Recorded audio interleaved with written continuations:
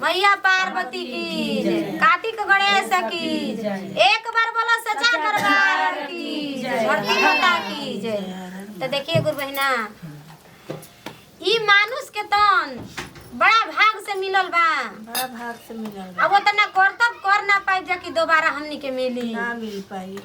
तो देखी यही जा कुछ हमनी के संगे जाए वाला नहीं खे जाए वाला। पहले तो ना ज्ञान रहे, लेकिन न तो मोबाइल के माध्यम से जेकरा नहीं खे ज्ञान ओकरो ज्ञान हो गई, वो जाए लागल। जे पढ़ल लिखल नहीं खे वो जान गइल, जे अनपढ़ बा वो जान गइल कि कैसे हमनी के रहे के बा, कैसे जाए के बा। तो देखिए गुरु बहिना कैसे कहतड़ी, कैसे कहतड़ी। अरे बड़ा भागे पवलू मानुष तना